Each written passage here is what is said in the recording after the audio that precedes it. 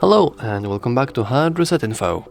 In this video, I will show you how to set free button navigation on Samsung Galaxy Z Fold 7. Let's begin.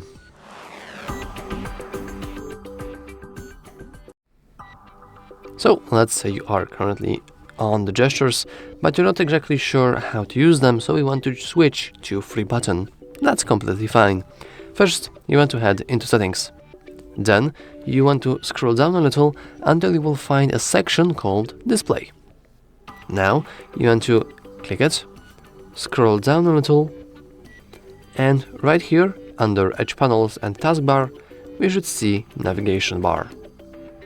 Now, you want to simply switch to buttons, and also we can enable more options to change the button order if you want to.